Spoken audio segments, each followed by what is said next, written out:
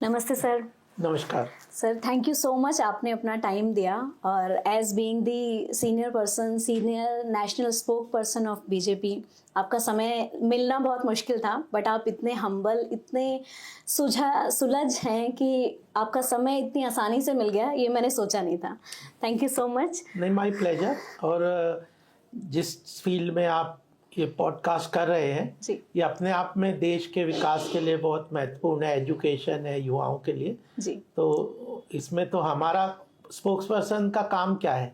सरकार की बातों को जनता तक पहुंचाना और जनता की बात को सरकार तक पहुंचाना, और ये आपका सशक्त माध्यम है, इसलिए कोई ऐसी बात नहीं है। आपका भी बहुत बहुत अभिनंदन। Thank you sir. सर सबसे पहले आपकी लाइफ पर थोड़ा सा बात करते हैं कि आपने बीजेपी स्पोक्स पर्सन सबसे पहले इस कैटेगरी को चुनना आपने क्यों पसंद किया और कैसे शुरुआत हुई, कैसे आप इंस्पायर हुए इन सब चीज़ों से? देखिए, मेरा सामाजिक जो जीवन है वो बहुत लंबा है। जी मेरे पिताजी भी संघ में बहुत एक्टिव थे जी और इसलिए बहुत कम उम्र में मैं शाखा जाना शुरू हो गया था। और सन 1975 में इंदिरा गांधी ने इमरजेंसी लगाई थी जी और राष्ट्रीय स्वयंसेवक संघ ने एक राष्ट्रव्यापी आंदोलन सत्याग्रह के रूप में उस वक्त किया था शुरू, क्योंकि डिक्टेटरशिप को हटाना है, संघर्ष करना है। सारे राष्ट्रीय नेतृत्व जेल में जी बंद कर दिए गए थे। जी तो उस सत्याग्रह में 1975 में मैं 8वीं कक्षा में पढ़ता था, 13 साल का था। जी। लेकिन संघ के प्रेरणा से मैं फिर उसको सत्याग्रह किया मैंने। आप भी जेल गए थे? हाँ, और मैं 3 महीने जेल में रहा।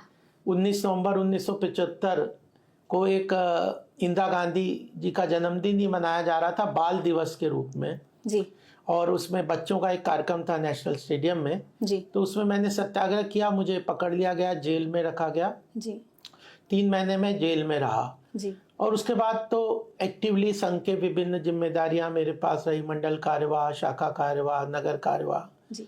सारे शिविर वगैरह भी जो किए। तो आपका जन्म स्थल तो सर महाराष्ट्र से है, तो आपने ये सब कहाँ से किया? महाराष्ट्र से? नहीं, मेरा ननिहाल है महाराष्ट्र में, बुल्ढाना। ओके। तो मेरा जन्म अपने नाना जी के घर पे हुआ था। लेकिन मेरे पिताजी भोपाल में डॉक्टर थे, तो भोपाल में गवर्नमेंट जॉब में थे। जी बाद में वो सेंट्रल गवर्नमेंट में दिल्ली ट्रांसफर हो गए, लेडी हार्डिंग मेडिकल कॉलेज में। जी जी तो हम इसी कैंपस में रहते थे। वो प्रोफेसर थे जी लेडी हार्डिंग मेडिकल कॉलेज में, हम उसी कैंपस में रहते थे। तो मेरी पढ़ाई, एजुकेशन, स्कूलिंग, कॉलेज सब दिल्ली में हुआ। सीए भी मैंने किया दिल्ली में ही किया। तो ये सारी मेरी जो एक्टिविटी थी वो दिल्ली में रही।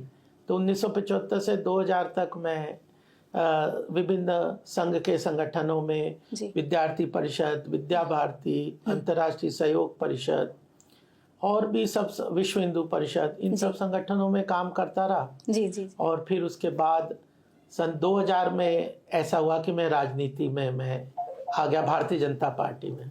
तो मतलब बचपन से ही लीडरशिप क्वालिटी आपके अंदर रही? लीडरशिप या देश के लिए कुछ करने का जज्बा कह दें जी। और ऐसा सानिध्य मिला जी। एकनाथ जी रानाडे, दत्तोपंत ठेंगड़ी जी, भावराव देवरस, ऐसे सब संघ के जो वरिष्ठ प्रचारक जी। जो कि विजनरी लीडर थे, उनका सबका सानिध्य मेरे पिताजी, क्योंकि हमें बंगला मिला हुआ था लेडी हार्डिंग कैंपस के अंदर जी। और झंडे वाला संघ कार्यालय के पास ही था जी। तो सब लोगों का आना जाना और इंटरेक्शन रहता था। तो वो संस्कार और वह एक कमिटमेंट नानाजी देशमुख से भी बहुत संपर्क रहा। काफ़ी इंस्पायरिंग है सर, काफ़ी इंस्पायरिंग, चैलेंजिंग, मतलब आपने सारी चीज़ें देखी हैं। एक अच्छे रहन सहन के साथ साथ देश के लिए कंट्रीब्यूशन करना और अपने आप को डेडिकेट करना, ये अपने आप में बहुत बड़ी बात है। संघ से सीखा है, संघ से सीखा है। जी जी जी। तो सर आप, मतलब जैसे मैंने आपका प्रोफाइल भी देखा था, आप बहुत सारी चीज़ें कर रहे हैं देश के लिए, गौ रक्षा के लिए, वाटर कंजर्वेशन पर आप भी बहुत काम कर रहे हैं।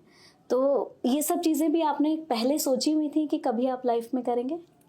नहीं, देखे, मैं ये मान के चलता था कि अगर आपको अपने विचारधारा को या अपने सोच को या अपने विजन को इम्प्लीमेंट करना है तो आपको एक स्ट्रक्चर, ऑर्गेनाइज स्ट्रक्चर वे में आपको वो पोजीशन लेनी पड़ेगी जहाँ पे आप किसी चीज़ को इम्प्लीमेंट कर सकते हैं। जी जी। तो ये सोचते सोचते ऐसा हुआ कि जैसे 2000 तक तो मैं संघ में ही एक्टिव था जी फिर मैं लिखता बहुत था, मेरे कई आर्टिकल छपे थे अखबारों में। जी तो जना कृष्णमूर्ति बीजेपी के अध्यक्ष थे, जी तो उन्होंने एक दिन मुझे बुलाया। दया प्रकाश सिन्हा जी मेरे पिताजी के मित्र थे, वो कार्यालय प्रमुख थे भाजपा के।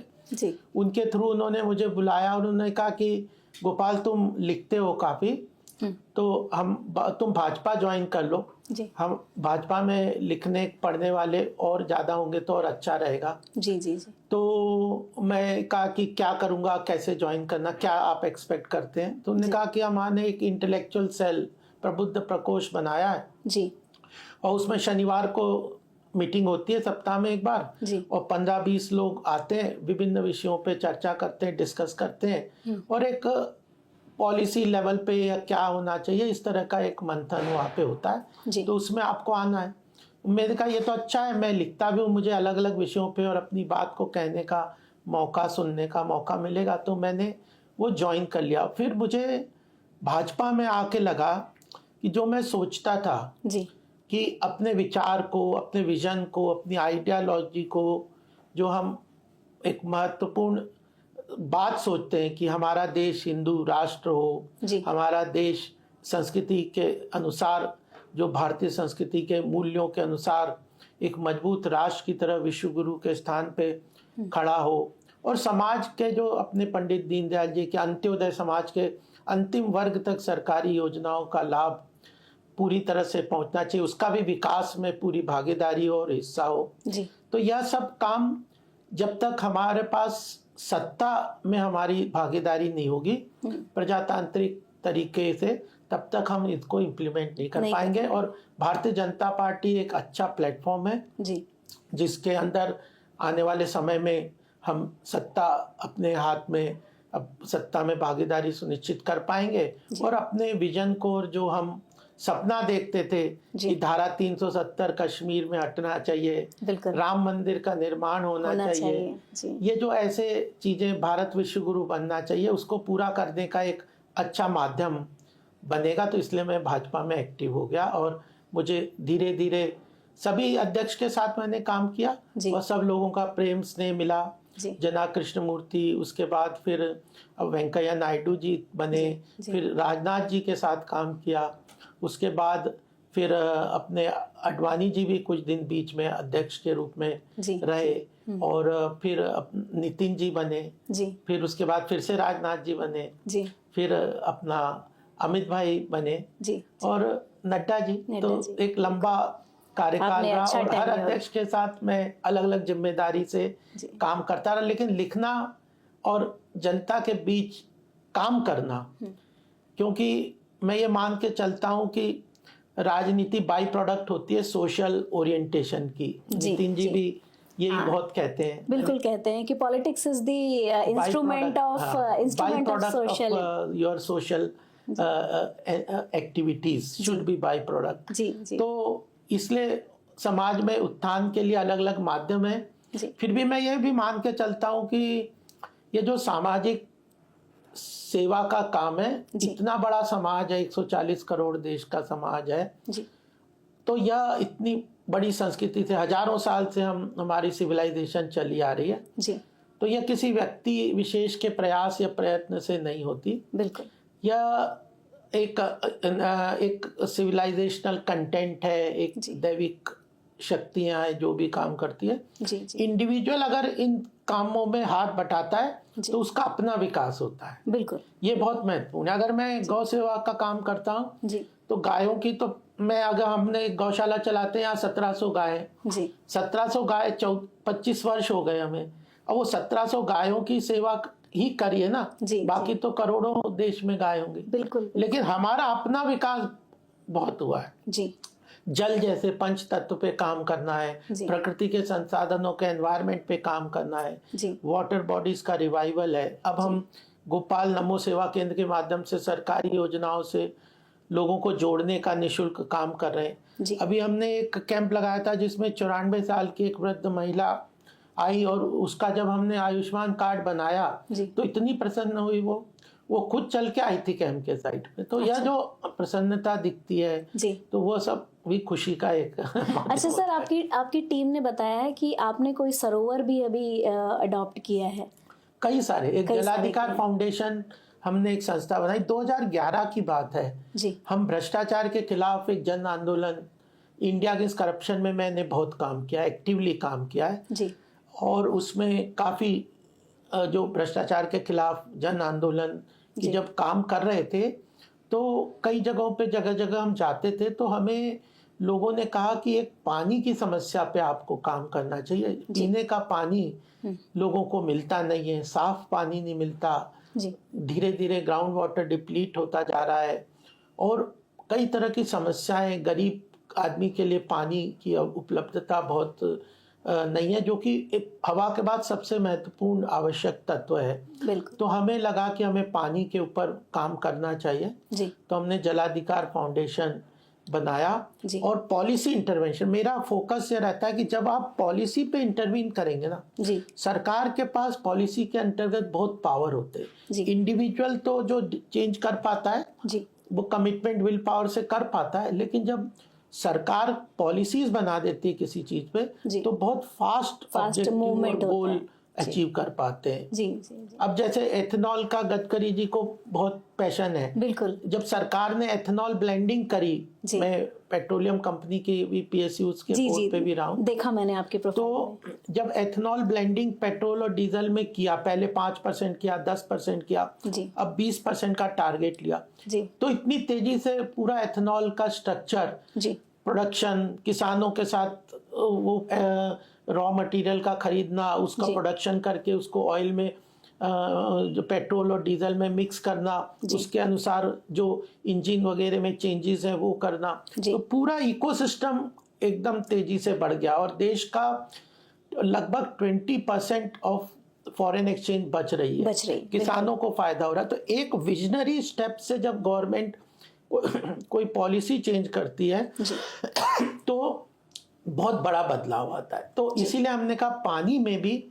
पॉलिसी इंटरवेंशन करनी है कि ग्राउंड वाटर प्राइवेटाइज नहीं होना चाहिए, ग्राउंड वाटर पीने का पानी सबको निशुल्क मिलना चाहिए, पीने योग्य पानी, हमारा संविधान भी यही कहता है। तो इन पॉलिसी इंटरवेंशन के लिए काम किया और उसमें जनता का भी सहयोग होना चाहिए, केवल गवर्नमेंट से नहीं होगा। जी जी जी, जनता को भी काम करना, अपनी जिम्मेदारी, कर्तव्य, डायरेक्टिव प्रिंसिपल्स जो कहते हैं, कर्तव्य निभाने। तो वो वाटर कंजर्वेशन हर व्यक्ति का काम है, तो तालाबों को प्रिजर्व करना, कंजर्व करना। तो हमने उस जलाधिकार फाउंडेशन के माध्यम से करीब 2 तालाब तो नोएडा में, 4 तालाब हमने द्वारका में रिवाइव किए, एक आगरा में जो फरहाद पंडित दीनदयाल जी के जन्म स्थान के पास एक करीब 100 एकड़ में एक तालाब है जी, पुराना मुगल जमाने का तालाब जो सूख गया था और उस पर एनक्रोचमेंट हो रहा था जी, उसको वहाँ की लोकल बॉडीज के साथ मिलकर रिवाइव किया। हरियाणा में तो करीब 10-15 तालाब हमने रिवाइव किए हैं जी। तो गांव वाले इतने, आपको वीडियोस भी देख सकते हैं, गांव वाले बोलने लगे कि हमारे जो पानी खारा आने लग गया था गांव में, उन तालाबों के रिवाइवल से पानी की लेवल तो बढ़ ही गया बट मीठा पानी आने लग गया। तो जनता की भागीदारी, पॉलिसी इंटरवेंशन के लिए एनजीओस और थिंक टैंक्स वगैरह को सरकार को सही दिशा में डायरेक्शन देना और उसके बाद सरकार उन पॉलिसीज को इम्प्लीमेंट करते हुए लोगों की आकांक्षा अपेक्षाओं को और जो थिंक टैंक और एनजीओस जो है उन सब की कम्युनिकेशन को इनकॉर्पोरेट करके पॉलिसी बनाएगी तो जन कल्याणकारी पॉलिसी बनती है। जैसे हर घर नल वाला इतना बड़ा मिशन है, तो मिशन मोड में काम हो जाता है। तो इसलिए गौशाला है जी, ये गायों का संरक्षण है, फिर ये वाटर कंजर्वेशन है जी, महिलाओं के लिए यहाँ पे नोएडा, क्योंकि मेरा एक और भी सोचना है कि आपकी विजन तो ग्लोबल लेवल पे हो सकती है जी, लेकिन आपको एक्टिविटी अपने लोकल एरिया में बिल्कुल रखना चाहिए। जो अपने माँ बाप का ख्याल नहीं रख सकता वो दूसरे समाज के लोगों का क्या ख्याल रखेगा। बिल्कुल। जो अपने क्षेत्र का ख्याल नहीं रख सकता वो देश की बातें करना तो एक बेमानी सी बात हो जाएगी। बिल्कुल। तो गौतम बुद्ध नगर मेरा क्षेत्र है, यहीं पे मैं काम कर रहा हूँ, यहीं पे 1990 से रह रहा हूँ, तो यहाँ के सारे क्षेत्र के अलग अलग आयामों को मैं टच करने का प्रयास करता हूँ जितने मेरी कैपेसिटी है। और टीम बिल्डिंग मेरा एक तरीके से मैं कोशिश करता हूँ कि लोगों की टीम बिल्ड हो जाए। तो सूर्या संस्थान है जिसमें नोएडा अथॉरिटी ने हमें 4 फ्लैट्स दे रखे हैं, उसमें महिलाओं के लिए सिलाई कढ़ाई की ट्रेनिंग स्किल सेंटर्स चल रहे हैं।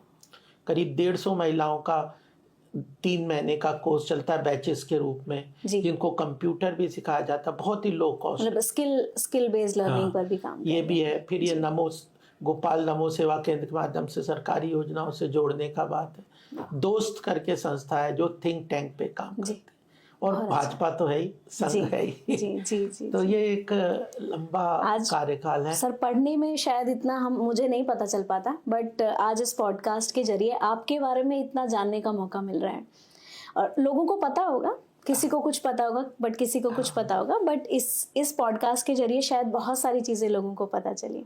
नहीं, वो तो है ही, और एक कम्युनिकेशन भी होता है। और इन चीज़ों ये इसलिए भी मैं बता रहा हूँ कि इन सारे प्रोजेक्ट या प्रोडक्ट, ये जो सारे ऑर्गेनाइजेशंस हैं, इनमें किसी का कोई इंटरेस्ट हो तो वो हमारे से संपर्क कर ले, हमारे सोशल मीडिया पे कर ले, आपके माध्यम से कर ले। किसी को पानी पे काम करना है, किसी को गौ संरक्षण पे करना है, किसी को महिला एम्पावरमेंट पे करना है, किसी को सरकारी योजनाओं से जोड़ने के लिए कैंप लगवाने हैं, या किसी को किसी थिंक टैंक के पॉलिसी इंटरवेंशन पे काम करने, तो सभी। और किसी को राजनीति में आना है, उनका भी स्वागत है कि राजनीति में प्रधानमंत्री मोदी जी तो कह रहे हैं युवाओं को राजनीति में आने की बहुत जरूरत है, सच्चे हृदय से, सच्चे कमिटमेंट के साथ। सर, आपने जैसे ये बात कही है, तो इस बात पर बहुत सारी बातें आती हैं कि कैसे वो जुड़ें, जो यंग जनरेशन है हमारी, उनके लिए क्या रास्ते हैं, क्या काम करना चाहिए। इसके लिए भी मतलब अगर आपकी 2-3 सलाह हो तो जरूर बताइए। देखिए, युवाओं को पहले तो अपने ये देखना चाहिए कि वो आइडियोलॉजिकली किससे इंक्लाइंड है ना। अगर मैं एक मजबूत नेशनलिस्ट फीलिंग के साथ काम कर रहा हूँ, तो मुझे भारतीय जनता पार्टी में लगता है कि उसकी आइडियोलॉजी मेरे साथ मिलती है, तो मैं उसके साथ अलाइन हो जाता हूँ। मुझे समाज में जन कल्याणकारी काम करना है, अंत्योदय हमारा लक्ष्य है, तो वो इसमें तो आइडियोलॉजिकल अलाइनमेंट बहुत जरूरी है। पैशन चाहिए, कोई भी काम करना हो आपको पैशन होना चाहिए, विजन, और उसके साथ उस विजन को अचीव करने के लिए पैशन। विजन कईयों के पास होता है लेकिन वो मेहनत करने की जुझारूपन नहीं होता, तो वो सही नहीं होता। और युवाओं में ये क्वालिटी है, मैं तो उत्साह चाहिए ना। उत्साह से जब आप काम करोगे तो well begun is half done. तो आप अपना कमिटमेंट के साथ, इस विजन के साथ और इस पैशन के साथ आगे बढ़ेंगे तो जरूर आपको सफलता मिलेगी। दूसरी बात क्या है कि जब आप किसी लक्ष्य को या किसी चीज को आप सोचते हैं तो उसकी अचीवमेंट के लिए आपको रोड मैप को आइडेंटिफाई करना है। और पॉलिटिक्स, अडवाणी जी के साथ भी मेरा अच्छा संपर्क रहा, उन्होंने भी अपना, गडकरी जी के साथ भी रहा, इन लोगों के साथ, राजनाथ जी के साथ भी रहा क्लोज इंटरेक्शन। तो उसमें यही बात आती थी कि जब आप रोड मैप तैयार सोचते हो तो उसको, politics can not be your career, right. You have to differentiate your जो आर्थिक आवश्यकताएं हैं, और आपके पैशन और आपके मिशन को, है ना। बिल्कुल। अगर आप पॉलिटिक्स को धनार्जन का माध्यम समझेंगे तो आपका पतन हो जाएगा। बिल्कुल, है ना। आज हम देखते हैं बहुत सारे पॉलिटिशियंस, राजनीति एक तरह से खराब शब्द भी कई जगह इस्तेमाल के रूप में किया जाता है। जब से भाजपा ने इतना काम कर दिया है सर, वो जो एक मार्क था, जो ब्लैक स्पॉट जिसको कहते हैं, वो हट चुका है। बिल्कुल, लोगों को पता है। अगर हम अब इसमें पॉलिटिक्स की अगर थोड़ी सी बात करें तो जो हमारा आप है, उनका शायद ये था कि पैसा ही कमाना है पॉलिटिक्स से, बट भाजपा में कभी भी ये वाला विजन नहीं देखा गया। देखिए, अरविंद को भी मैंने काफी क्लोजली देखा है आपको। एक समय था जब इंडिया अगेंस्ट करप्शन में वो एक पैशन के साथ आगे बढ़े थे, और उन्होंने बहुत बड़ी क्रेडिबिलिटी अपने लिए क्रिएट कर ली थी। लेकिन वो शॉर्ट टर्म जो लालच जिसको कहें, या शॉर्ट टर्म अच्छी मतलब उसमें जो ऐसे फंस गए जी कि इतनी जल्दी उनकी क्रेडिबिलिटी लॉस हुई है। बिल्कुल भारत में किसी को भी, मैं आपने जो पॉलिटिक्स में कहा उसमें ये दूसरी बात बहुत महत्वपूर्ण है कि भारत के लोग है ना इमोशनल है। जी मोदी जी जब 2014 में आए जी तो लोग ने देखा कि हमारे he is the hope of our nation, right he is hope, my hope. जी तो वो जो क्रेडिबिलिटी उनने अचीव की, अब कल पीछे मैं देख रहा था, प्रधानमंत्री जी का पढ़ भी रहा था एक पॉडकास्ट में, जी उन्होंने कहा ऐसा नहीं मैं भी मनुष्य हूँ, मैं भी गलती कर सकता हूँ। बिल्कुल भारत के लोग गलती को माफ करने के लिए तैयार रहते हैं, जी एक्सेप्ट करते हैं, लेकिन उनकी जो जो Emotion.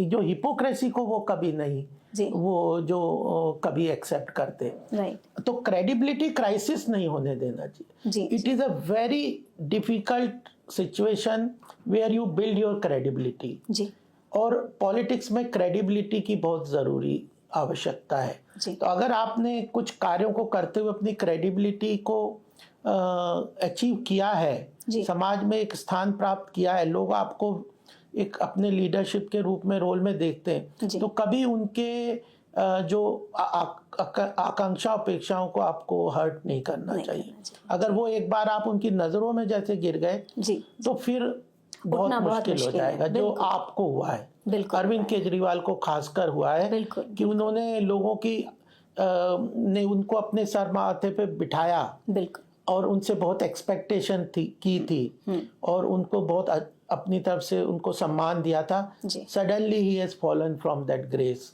बिल्कुल और मोदी जी ने उस चीज को बहुत महत्वपूर्ण तरीके से जी आज 11 साल से कंटिन्यू करके एक जगह पे अपने आप को लाए कि आज भी वो क्रेडिबिलिटी के साथ, गलतियां उनसे भी हुई होंगी, जी उसको भी वो आगे लेके, मतलब उसको भी लोगों ने बहुत खुले हाथों से उसको स्वागत किया उनका। सर तभी तो भारत विश्व गुरु बन रहा है, बिल्कुल उनकी लीडरशिप के चलते ही। हाँ। और एक थॉट की गलतियां करते हैं तो उसको माफ कर दें अगर हम उसको सही तरीके से। और टीम बिल्डिंग भी टीम चाहिए। बिल्डिंग चाहिए। आपको राजनीति में जैसे तीसरा युवाओं के लिए ये भी है कि आपको हरदम टीम रखनी है, जी जो अपने साथी हैं, जी जो आपके सहयोगी हैं, अगर उनको आप उनका विश्वास और उनका आत्मीयता अपने साथ नहीं अटैच, अपने साथ लेके चल सकते, जी तो आप जनता को कैसे जोड़ोगे? बिल्कुल है ना? फिर तो आप हिपोक्रेसी में ही करोगे तो वो तो फेल हो जाओगे, फेल हो आप जाएंगे।